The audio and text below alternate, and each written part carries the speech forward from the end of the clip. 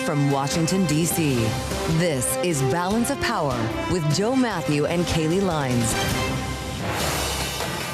Jobs Day collides with new tariffs, and Wall Street is in a bad mood. Welcome to the Friday edition as job growth falls short, prompting a new round of calls for interest rate cuts, just as the White House details tariffs for most all of our trading partners. I'm Joe Mathieu alongside Kailey Leinz in Washington.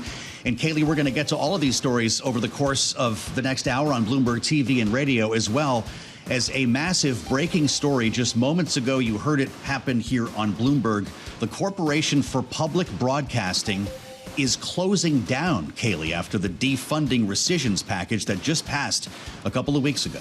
Yeah, that rescissions package, of course, clawing back billions of dollars in funding. Well, it's a drop in the bucket when we think about overall federal expenditures. Yeah. For the Corporation of Public Broadcasting, it shutting down could mean that it basically directly hundreds, if not thousands, of local stations across the country could be shutting down. It's one of the very concerns that were raised by those who were reluctant to support the rescissions package, like the Republican Senator Mike Rounds. Mike Rounds and others from rural districts specifically were very concerned about what they described as a lifeline for people to get emergency information suddenly disappearing. And there was quite a bit of talk with the White House. They actually cut a deal with Mike Rounds to help fund Native American NPR stations that are near tribal regions of the country in states like his. There's no paper on that. We're not sure exactly how that would work. And to Kailey's point, this could in fact result in the closure of dozens, if not hundreds, of radio stations. The way PBS works with the Corporation for Public Broadcasting is a bit different, and you could see individual programs, whether it's Frontline or Sesame Street or anything else, being impacted on that level as well. It looks as well, Kailey, like we have another breaker here that's coming from the White House. Yeah, another red headline just crossing the terminal based on a True Social post from President Trump, who says he has deployed 2 nuclear submarines, citing specifically what he calls the highly provocative statements of the former president of Russia, Dmitry Medvedev, who is now the deputy chair of Security Council of the Russian Federation. He says those nuclear submarines will be positioned in the appropriate regions. So layer that news geopolitically on top of tariffs, on top of this jobs report. We've got ourselves quite the Friday news day. Well, isn't that right? It's going to be interesting to see how all of this lands on Wall Street, by the way, already upset with some of the news that we've had. It looks like we might be reaching a new lows of the session, Kailey. Yeah, and the bond market moves are nothing to sneeze at either. So let's get a check on that now as we turn to Charlie Pellet up in New York. Hey, Charlie. Hi, thank you very much. Lots of developing stories. We got you covered here at Bloomberg. Right to the numbers here. Fast-moving markets to the downside now, with the S&P tumbling 106, down 1.7%. We've got the Dow down 611 right now, down 1.4%. The NASDAQ Composite Index down 485 for NASDAQ, a drop right now of 2.3%. Our NASDAQ 100 Index down 2%, and the Mag 7 Index is tumbling 3.2%. Two of those names after earnings, both lower. Apple right now down 2.7%. Amazon after earnings now dropping by 8.2%. Traders driving stocks toward their worst sessions since May as weak jobs and manufacturing data revive concerns about the economy. Our Stuart Paul's going to have a whole lot more on the economy coming up in just a moment. 10-year currently trading 4.22% with the 2-year, 3.70%. Spot gold surging $58 the ounce, up 1.8%, $33.48. And West Texas Intermediate crude down 2.4%, $67.64 for a barrel of WTI. Bitcoin down 1.5% at 114,746 on Bitcoin. Earnings news. Lots of companies reporting. ExxonMobil and Chevron posted better than expected results after record oil production cushioned the impact of lower crude prices. ExxonMobil down now by 2.2%, Chevron down by just about 0.4%. Again, a number of developing stories at this hour. President Trump deploying 2 nuclear submarines, citing a threat from Russia, and the Corporation for Public Broadcasting winding down operations. Also, just getting word that Blackstone here in New York City will be reopening its New York headquarters on Monday after keeping the office shuttered in the wake of that shooting spree that killed 4 people, including one of its senior executives. Stay with Bloomberg for the latest on these developing stories. I'm Charlie Pellet, back to go to Washington. Once again, your hosts, Joe Mathieu and Kailey Leinz. All right, Charlie Pellet, checking on these jobs day markets. Thank you so much. Obviously, both the equity and bond market having a strong reaction to today's non-farm payrolls report. Just 70,000 or 73,000 jobs added, downward revisions. Also something to pay attention to as we're looking at over the course of the last 3 months. On average, the slowest jobs growth we have seen since back in the pandemic era. Raising the question as to whether or not maybe it was Governor Waller, not Chairman Powell, who was singing the right tune at the Fed's decision this week to not lower interest rates. Waller, of course, was citing concern over the labor market. And as we consider the overall state of the labor market, we actually had a chance here at Bloomberg TV and radio to catch up with the Labor Secretary, Lori Chavez-DeRemer, earlier today. And this is how she characterized the figures. Certainly, we know they could have been better. But, we look at the positive because we still have a net positive, almost 500,000 new jobs since the president took office. What has happened on the ground? The One Big Beautiful Bill by Congress, the president leaning in and keeping the promises made by negotiating fair trade deals for the American workforce. And now what we need is the Federal Reserve to jump in and lower those interest rates. I talked to businesses just yesterday who said, we've invested in our American workers. We're paying attention to our facilities. We're wanting to invest and borrow more money, but they're concerned with borrowing that more money. So how did everybody get this so wrong? Stuart Paul joins us from World Headquarters in New York. Bloomberg Economics U.S. economist. Stuart, it's not just this month, the worst 3 months for job growth since the pandemic. And when you look back to the past couple of months here, massive revisions, prompting the question, how could we be so far off for so long? There are a few things to keep in mind. The first is that, yes, payroll growth has been marked down. We always knew that payrolls were being overstated. In particular, we knew that private payrolls are being overstated. They still probably are being overstated. We saw 83,000 additional jobs added in the private sector.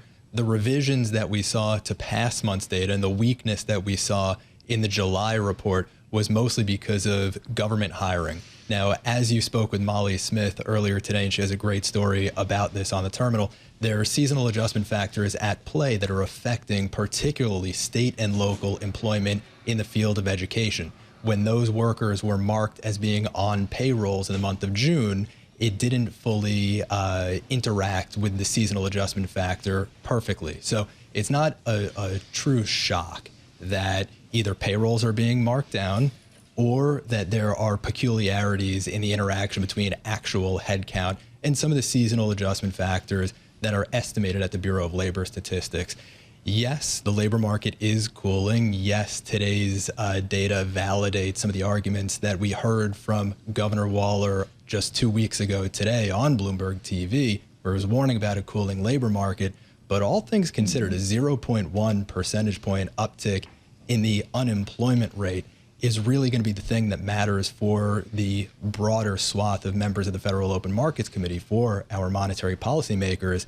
And as we heard just this morning from from Regional Fed President Beth Hammack, she said, look, hot inflation right now means that the Fed is failing more on the price stability side of its mandate than it is on the maximum employment side of its dual mandate with just a 4.2% unemployment rate. So I don't think that either the headline numbers, the revisions to the headline numbers, or the balance of risk for the Fed has really materially changed with today's report.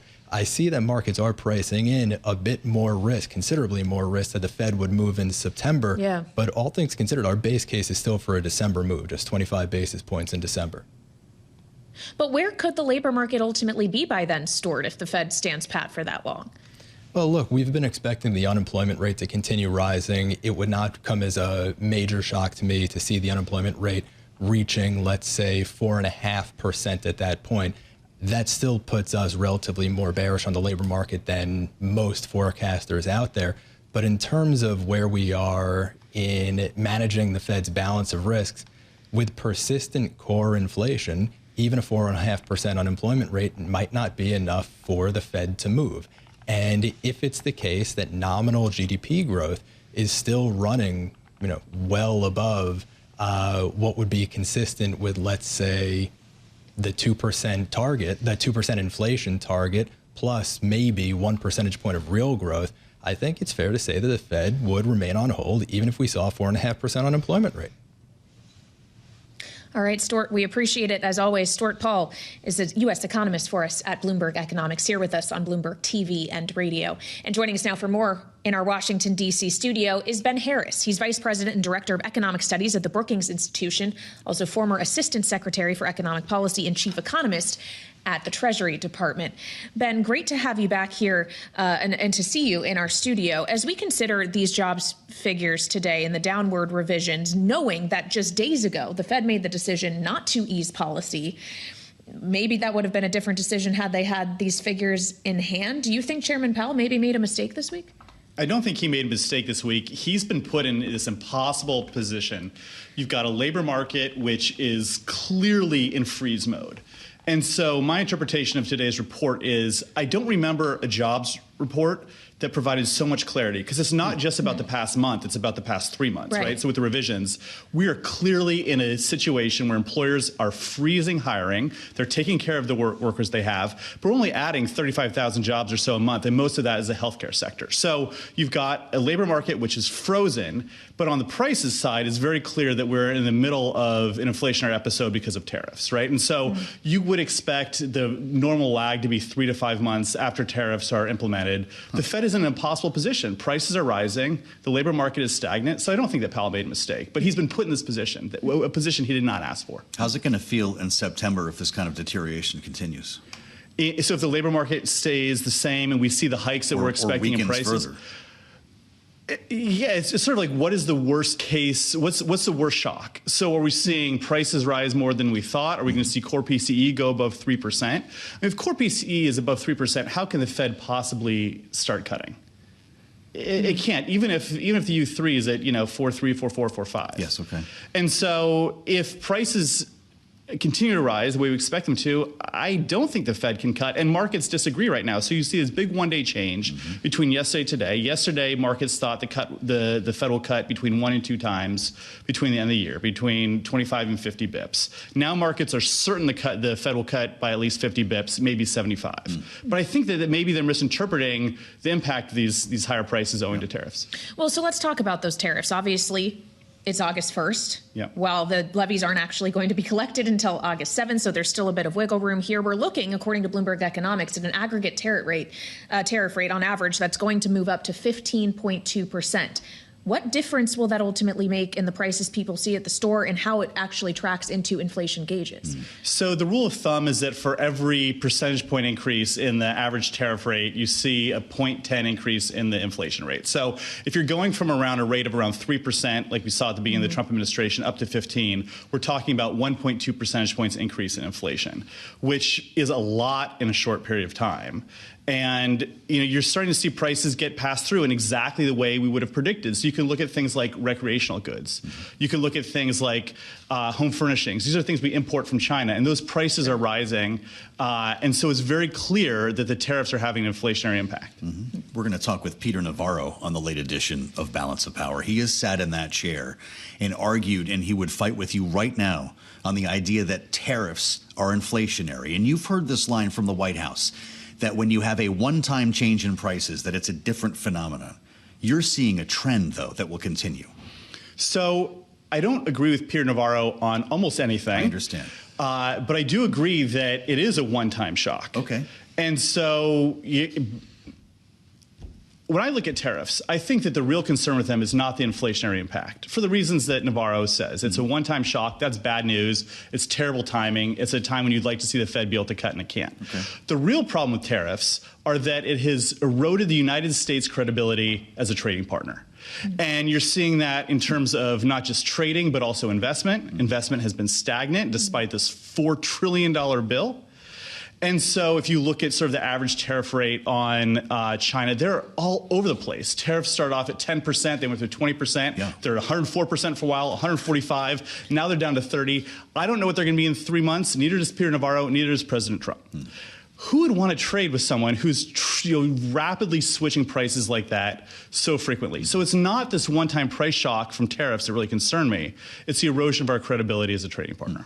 Well, when we consider the investment question which you raised, the White House would contend they've had trillions of dollars in investment pledges coming in from various governments or companies announcing they're going to be building more manufacturing capacity in the U.S., even if some of that money had already been previously announced as well. Even if it does materialize, how long does it actually take to translate into more demand for labor, more American jobs, if it were to work as they say it's designed? So the White House has no credibility on this point. The White House has no credibility on this point because we have an example in the first Trump administration. We had that phase one deal with China, where we had hundreds of billions of dollars of commitments that China had no intention of fulfilling, and that the administration did nothing to ensure that it was fulfilled.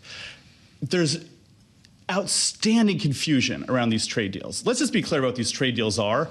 They're frameworks. So the USMCA bill that was signed in the first Trump administration was 1,800 pages. The trade framework with the UK, which was the most comprehensive so far, was 5. These are not trade deals. There's massive confusion. You can look at the Japanese trade deal, $550 billion of investment pledges.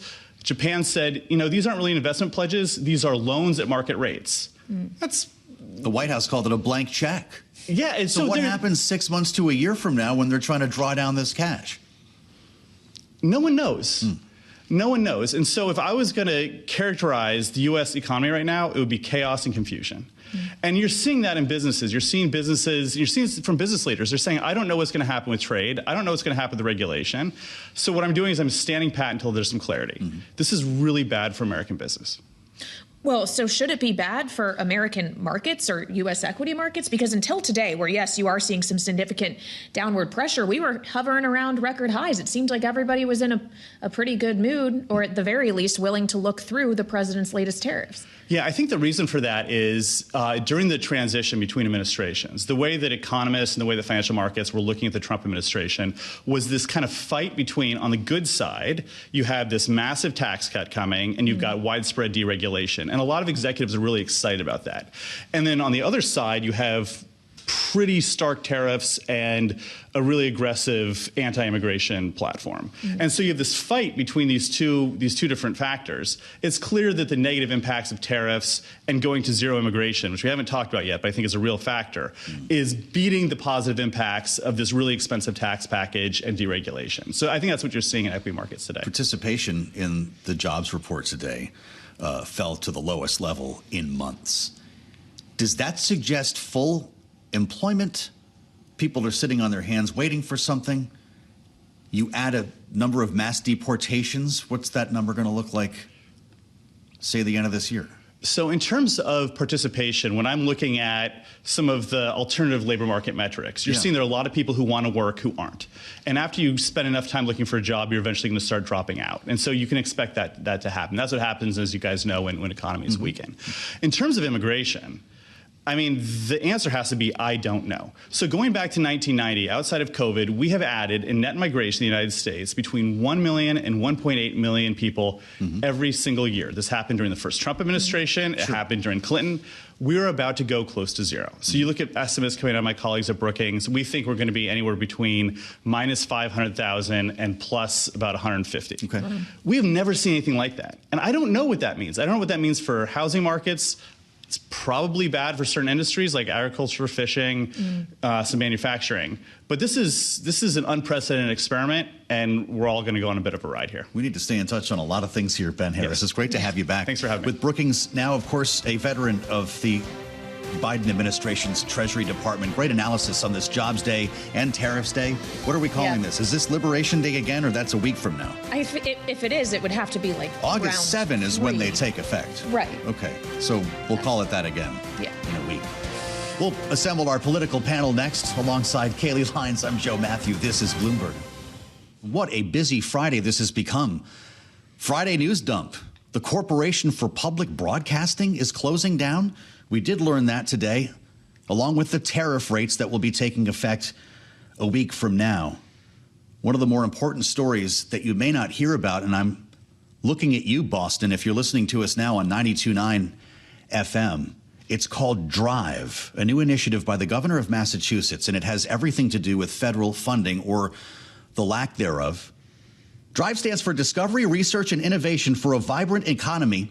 And Governor Maura Healey is pushing this idea right now. Joining us live from my former hometown of Boston, Governor Healey, it's great to see you. Welcome back to Bloomberg TV and radio. You've carved out $400 million here, an investment pool to help create jobs, to help fund research. Anyone who's been to Boston knows the dozens of research hospitals that are there, never mind the scores of universities that you have in the city and across the state. Is this a direct response to the cuts that have come from the Trump White House? Well, Joe, thanks for having me on. And I'm really excited about this.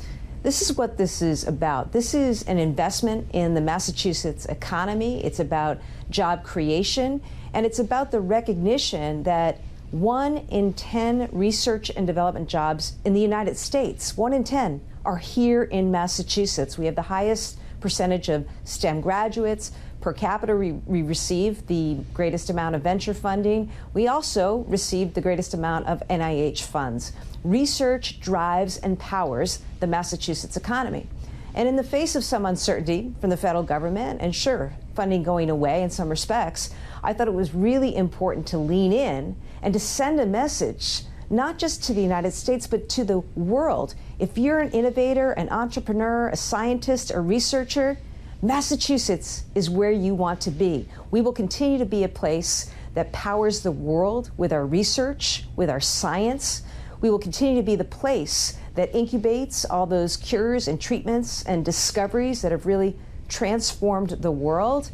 And that is the message that I'm trying to send with this public investment in research, which we hope to leverage with additional private dollars to really make this thing go. I'm very excited about it and what it's going to mean, not just for Massachusetts, but for the United States. Well, Governor, that's what I wanted to ask you. As you talk about this being about job creation, but in some degree, if funding is going down, it also has to be about protecting existing jobs. So do you see the need here for this $400 million to actually grow to something much more substantial? Does that number need to get higher ultimately? Well, Kailey, I'd love to see it grow. It's also the case, let me just explain, when I talk about research jobs, know that for every research job here that is funded, that is supported, that is spinning off so many other jobs in construction, in real estate, in hospitality, in restaurants, and retail. So it's such an important catalyst for so much. And when I think about our incredible teaching hospitals, our colleges and universities, they've had funding hits, as you know, and that directly impacts economic growth and progress, not just for Massachusetts, but for the United States, because we're competing against China. China is the one who's looking to recruit our scientists and our researchers and those who are in our labs today. I want those folks staying in Massachusetts, staying in the United States, and I want them to continue to be part of what has been so essential to American GDP and growth and dominance around the world. I guess my question for you in this case, Governor, is would this be necessary if the federal government maintained the funding that Massachusetts was already enjoying? Or was this something that you wanted to reach for beyond the federal funding that you've seen come into Beacon Hill and do something more for research in Massachusetts? Was this idea underway before President Trump and the DOGE and the cuts? Well, I'll say that the DOGE and the NIH cuts certainly put a focus on this and not only the primacy of research here, but the need now to make sure that is really supported. It's also the case that we did not see prior to Donald Trump's actions the efforts to recruit on our campuses, at our teaching hospitals, at our preeminent world-renowned research institutions here in Massachusetts, the presence of so many people from so many countries looking to lure American talent and intellectual assets away. So it absolutely has been precipitated by what we've seen from the federal government. That said, as governor, I would have wanted to make this investment anyways, because this is about growth and innovation in our economy, which has always driven Massachusetts jobs and economic success here. Governor, as you well know, President Trump and his administration are in a bit of a battle with Harvard University specifically, and there has been reporting in recent days that Harvard is looking to spend, or open to spending at least, up to $500 million to settle with the administration. A group of House and Senate Democrats have now sent a letter to Harvard suggesting there will be a rigorous investigation if the school ultimately cuts a deal such as that. What would you advise Harvard to do here? Well, I haven't spoken with Harvard about this, and my hope is Harvard will make a decision that is in the best interests of academic freedom. I think that's really important and central to American higher ed. So we'll see how that goes. But, you know, I have expressed my concerns about what the Trump administration has done in weaponizing, whether it's DOJ or other things, against Harvard and other universities in an attempt to essentially silence critics, silence academic freedom. And, you know, that's just, to me, un-American. Governor Healy, you've been pretty outspoken about your opposition toward the president's tariff regime as well. With Canada specifically in mind here, you launched the Tariff Response and Business Operations Support Initiative to support local business, and you gathered a bunch of Northeastern governors and Canadian premiers back in June to talk about this. Canada is really feeling it. They're at 35% now, it looks like, outside of the USMCA. We looked at the numbers here. Massachusetts exported $3 billion in goods to Canada in 2024, making it the state's third largest trading partner. What will these tariffs on Canada mean for your economy? Well, tariffs are a tax. And, you know, I'm a governor who is trying to build housing as quickly as possible in my state. My lumber comes from Canada, right? So, you know, that's just one example of how reckless this is. Canada is our largest trading partner, of course, and you know the reason I brought together Canadian premiers and Northeast governors a few weeks ago was to send a message. We are your friends. We are your allies. We want to continue to do business with you. We want to continue to structure energy deals and, you know, support tourism and support trade. I mean, it is so integral to our economies on both sides of the border. So, you know, it's terribly disappointing, terribly frustrating to see the president continue to hammer on our great friend to the north. And it's going to hurt households and businesses here. And that's why I've tried to be proactive, reaching out, meeting with my Canadian allies and colleagues, working together with other governors on this issue, and also supporting our businesses here who are already feeling it. You know, I'm all for reshoring, okay? Let's be sensible and smart about what it is that's practical to reshore and what isn't. And you know, as governor, I'm very focused on this and just continue to be really dismayed at the devastation caused by this, because it's also the uncertainty, right? You don't have capital deployed in your state or in this country. You have people turning away from the United States for investment. That's not good for American competitiveness. That is not putting America first. Well, when we consider the uncertain nature of the president's tariff policy, knowing how frequently, Governor, that they have changed or deadlines have moved, is it so simple for businesses in Massachusetts? The tariffs go away. OK, great. We can make a different decision. Or do they have to think differently about that? I just wonder to what extent the impact will be permanent regardless of the decisions of the president. Kailey, that's a great point, because you have to make decisions, judgments in real time about orders, right? For parts, for supplies. You have to figure out how you're going to source things. And it has become incredibly difficult for so many companies to try to figure this out. It's hard for the largest companies, right? And imagine all the small businesses who have been affected in Massachusetts and elsewhere. I'll also give you an example, because looking out behind me is the beautiful Boston skyline. This is the time of year where we like a lot of people to come, tourists, visit New England, visit Massachusetts. All of us are getting killed.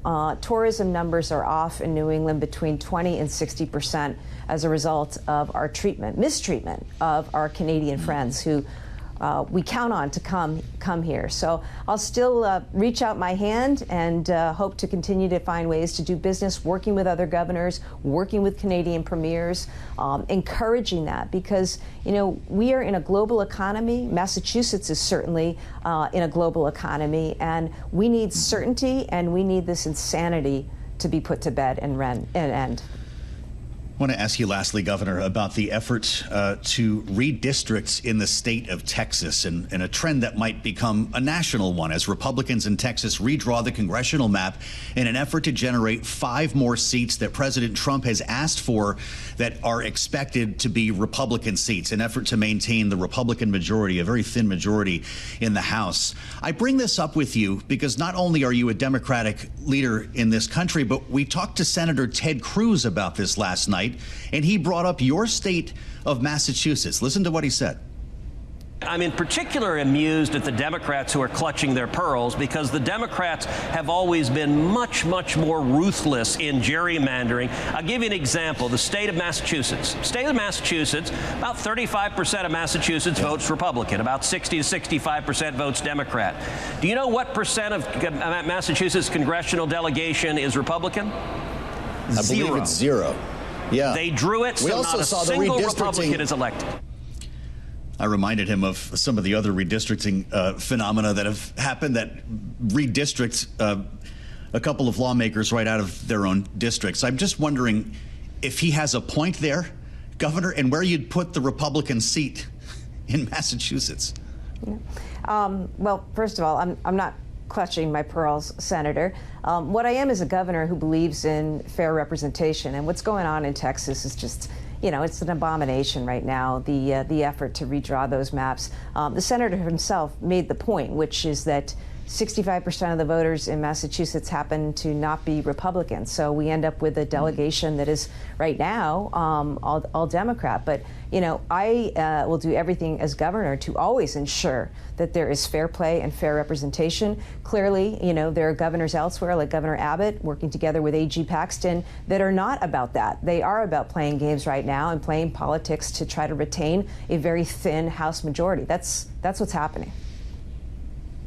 All right, Governor, we thank you so much for joining us here on Bloomberg TV and radio live from our Boston bureau. The governor of Massachusetts, Maura Healey, here with us on Balance of Power, talking not just redistricting, but of course the economic impact being felt in Massachusetts by the policies of the Trump administration, be it cuts to funding for things like research or, of course, the tariff policy of the president, which is in focus today as we have the announcement, but not necessarily the collection yet, of these duties on a number of our trading partners, tariffs ranging from a 10% baseline all the way up to around 40% going into effect as of August 7th, on the very same day that we get a softer than expected jobs report at just 73,000 jobs. So for more on this, we turn to our political panel. Jeanne Zaino is with us, Democratic analyst, Bloomberg Politics contributor, and senior democracy fellow at the Center for the Study of the Presidency and Congress, alongside Lisa Camooso Miller, Republican strategist, former RNC communications director, and host of the Friday Reporter podcast. Lisa, when we consider the president obviously stands by his economic policies, he has touted the strong GDP figures we got earlier this week. He believes tariffs are a good thing for America, not a bad thing. When you put them together with what we just heard from Governor Healey about how it's already impacting businesses and potentially hiring decisions with the softer jobs report, is he about to face the need to U-turn on this once again? Oh, he'll never admit that what he's put in place is something that should be reversed, but he certainly will keep an eye on the markets and try to do everything he can to make it appear like he has won, that his policies are winning and that they're doing the right thing for the American economy. I think, though, that the market itself this morning reacted not only to the announcements that he offered last night as it relates to last-minute trade activity, but also this morning keeping a close eye on how that's going to all change and react in a real time. I think that the president probably is paying very close attention and will continue to retool, not in a retreat, but more in a way to say he's watching and he's paying attention. He's going to do whatever it can to make the economy a winner. Jeanne, does Maura Healey have a model there for other states around the country to make up for the lack of federal funding, or is this a Massachusetts-specific issue when it comes to the many universities and research hospitals in that state? Yeah, it really struck me listening to your conversation with Governor Healey. What a breath of fresh air. And this is what you hear more and more from voters. They are not turning to the federal government. They are turning to their local and state officials like Governor Healey to say, what do we do at this time of enormous uncertainty? And she does have a plan with this drive to address what has been taken from the state as a result of DOGE cuts and other things. And I think we will see other governors, left and right, Republican and Democrat, try to emulate that. But, you know, even more than the specifics, I feel like listening to her in a very common sense, calm way, she's talking about what so many people are feeling today as a result of tariffs, you know, the cuts to the Corporation for Public Broadcasting, so much unease going on. To hear that there are leaders on the ground who know what people are feeling and are prepared to address those is a reassuring and much reassuring needed conversation to have. So I was very grateful to listen to you all talk to her about what she's doing for her state so close to the Canadian border at this time of uncertainty. Yeah. Well, we appreciate going overtime with our panel here. Many thanks to Jeanne, Zaino, Bloomberg Politics contributor, and Lisa Camooso Miller, former RNC comms director. Look for her Friday Reporter podcast. Many thanks to you both for the insights. We've had a lot of breaking news today, including the winding down, the closure of the Corporation for Public Broadcasting, making that announcement since we took air.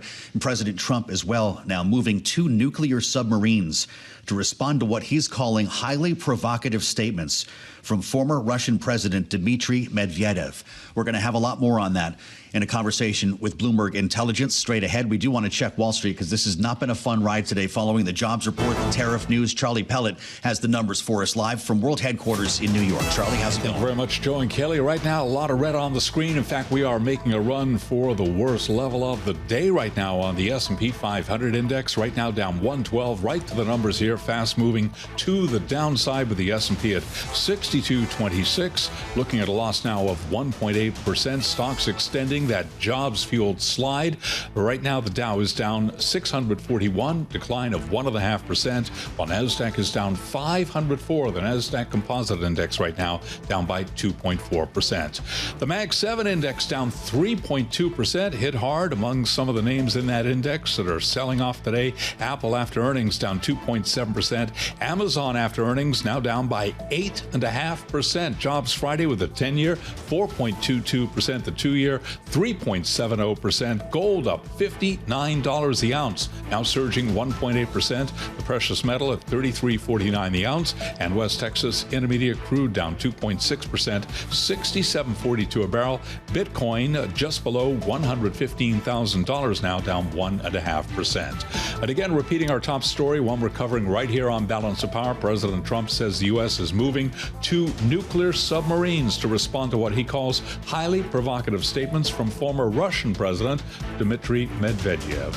And also, as we have been reporting since the top of the hour when we first got word, CPB, the Corporation for Public Broadcasting, says it will begin to wind down operations. Balance of Power continues right now. Back we go to Washington once again. Your hosts, Joe Mathieu and Kailey Leinz.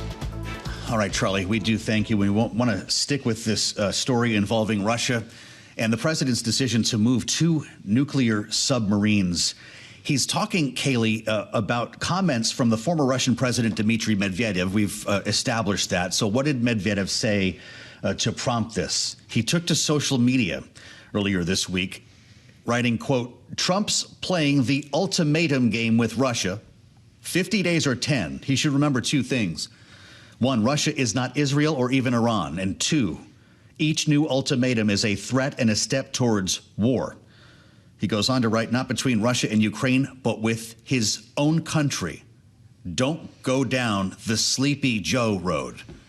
He had more to say than that, prompting the president here on social media to make the statement, ordering 2 nuclear submarines to be positioned in the appropriate regions, he says, just in case these foolish and inflammatory statements are more than just that. We're joined for more on this by Wayne Sanders, Bloomberg Intelligence Senior Defense Research Analyst. Wayne is a retired Army colonel, and so it's always a pleasure to welcome Colonel Sanders back to the program. Wayne, where are these subs headed, and how important is this development? So I think the fact that the president's talking about it does make it highly provocative, as you brought up. I think that's something that that he's using right now as a tactic, right? It is part of his information campaign to be able to say, hey, look, we have something off of your coast. Now, I think the important piece to understand, though, is that when you're looking at our nuclear submarine program, when you look at the Virginia-class submarine, Columbia-class submarine, that we are 10 years ahead from a technological perspective of Russia or China. And it's very, very difficult to find out where these things are anyway. And because of the stealth technology, because of what we use and how quiet they are, they could be anywhere anyway. So it's an opportunity for the president to say, hey, this thing is over there. That is an overt way versus some of the clandestine way that these things move anyway. And it's something that we have always been able to position our capabilities where they need to be at whatever time. Normally, they're just not publicized. Okay, so they're sneaky, Wayne, but what capacity do they have? What actually can these things hold? They have quite a bit of armament between Tomahawk cruise missiles as well as additionals. We are building towards the capacity for hypersonic missiles to be able to fire out of their vertical launch systems, the VLS, on that as part of the Navy's conventional prompt strike program as well.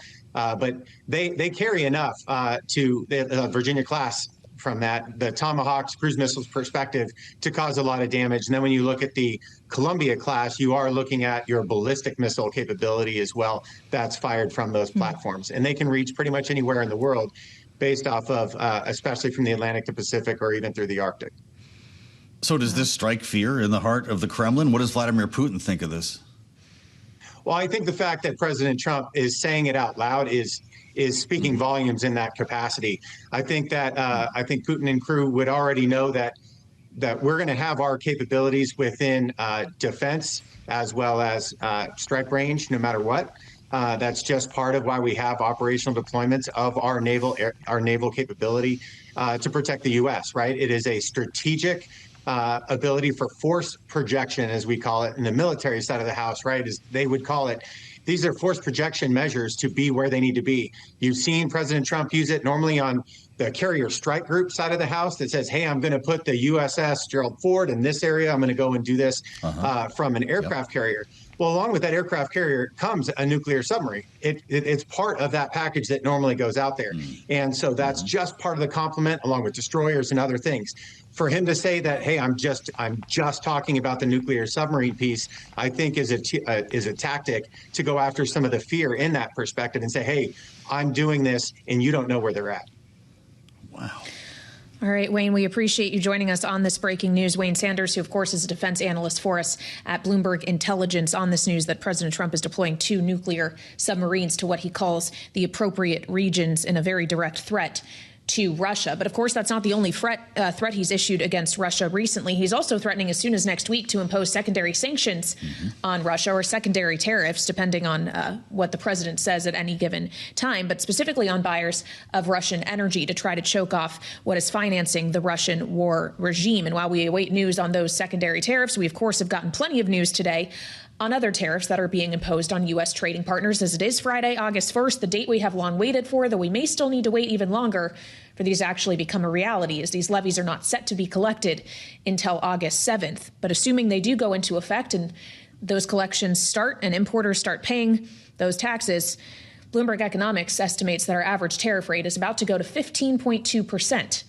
question is, how will the American consumer feel about that, or the American voter specifically? And on that note, we turn to Frank Luntz. He is a politics and communications consultant, a pollster, of course, and also CEO of FIL Inc., and is here with us on Bloomberg TV and radio. Frank, welcome back to Balance of Power. Obviously, the president is very proud of his tariff policy. Yes, we didn't get the pomp and circumstance with this particular rollout that we got on Liberation Day on April 2nd. But how is it actually being received by the American electorate? Is that why we see his approval rating not doing so well?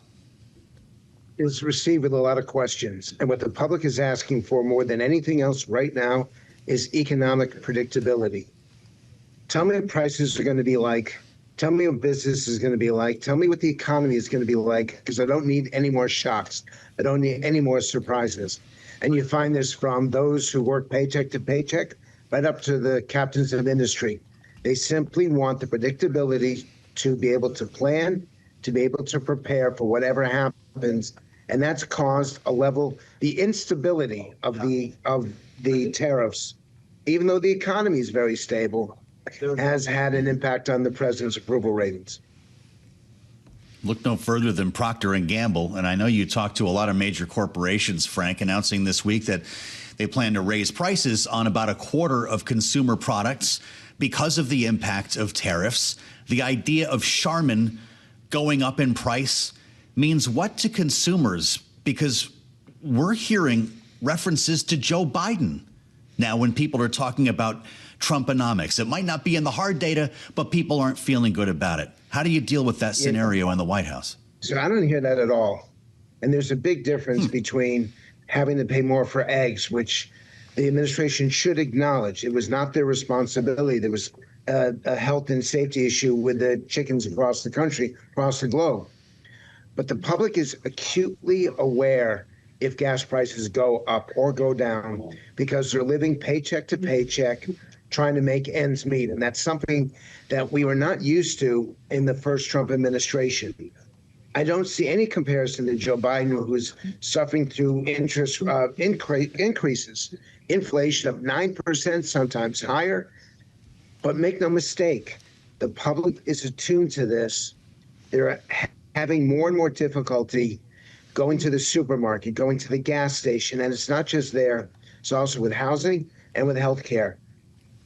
So all I'm saying to the viewers is disconnect Trump and Biden, because it's not nearly as bad as what was going on. With that being said, make no mistake, if prices do go up, Trump's ratings will go down. Well, of course, Frank, President Trump says that, OK, maybe prices will go up, but your taxes at the very least aren't going to go up. I made sure that my tax cuts from 2017 were made permanent through the One Big Beautiful Bill Act. Republicans are home in their districts right now on this congressional recess, selling that bill to their constituents, although maybe with varying degrees of success if you look at what's happening across town halls. What is the best messaging for it that Republicans can deliver or that Democrats can counter around? Well, your point is a good one, that the Republicans have not been successful up to this point in communicating what's in that legislation. And the best in this area of taxes would be if the Republicans had not done what they had done, taxes would have gone up by record levels. And by Republicans doing what they did, the tax burden on the average American fell by multiple thousands of dollars. That's not being explained. It's not being educated to the public. And this is where the GOP has a great advantage. Their weakness is on Medicaid. Their strength is on taxes. If they had not done it, can you imagine what your tax bill would have been like next April? They should be saying it. They're doing it to some degree. But I'll tell you, from the work that we're doing, it is not being heard. Interesting. Even though this is town hall season in the throes of August recess, when we're also hearing a lot about Jeffrey Epstein, Frank, this is a tough story for the president. And I'm wondering your thoughts on how he gets over this, how he moves beyond it. Is it as simple as just riding it out? Well, he has to move beyond it because the public is not focusing on the legislation. They're focusing on this salacious scandal. And it doesn't make anybody look good. It causes people to doubt the behavior, not just of politicians, but of corporate leaders, of people at the top 1/10 of 1% of American society. And that's not good for the people in power. The best way for Trump to deal with it is to simply let the public, they have information that they want, need, and deserve. And the Trump administration should be on the side of providing that information. Because if they don't communicate the legislation, they're going to have a problem 1 year from now when the midterms happen. The trend over the last 50 years is for the party in power to lose control. So the president and his political party have to be talking about anything but the Epstein crisis, Epstein scandal, I would call it. Well, as we think about the notion of the Republican Party losing control, President Trump wants to avoid that outcome by having Texas redraw its congressional map so that they pick up 5 new Republican seats. Frank, how does the American electorate view redistricting, this issue of gerrymandering that risks spreading all across the country far beyond Texas? It's more politics as usual. It's more politicians making the effort to protect themselves rather than put the country first. I'm not a Republican. I'm not a Democrat. My job as a pollster is to be straight about it. And it just reminds people that the politicians are more focused on their own preservation than the people that they're supposed to represent. And one other point about this. I promise you that if the Republicans do this now, the Democrats will follow, just as what's happening now in the United States Senate, where the Senate Democrats are doing everything they can to slow down the nomination process, which once again is not good for the American country, American people. If the Democrats do that, the Republicans will follow. We are fighting an endless game, and it's not a game, and it's not a war. It should be about people, not about partisanship. And it's one of the reasons why the Americans are so pessimistic about the future and so angry with institutions right now. It's been a long time, Frank. It's good to have you back. Frank Luntz, FIL Inc., of course, famed pollster with us here on the program today. One that has been featured by an enormous amount of breaking news here, Kailey. The Corporation for Public Broadcasting winding down. The President of the United States moving 2 nuclear submarines in response to language and rhetoric from Russia. Tariffs taking effect. Jobs Day. Did I miss anything? Oh, I think that covers it, maybe. Although the day is still young. Yeah. I'm sure something else could very well emerge by the time we reunite at 5 p.m. for the late edition of Balance of Power. So we'll see you then, right here on Bloomberg TV and Radio.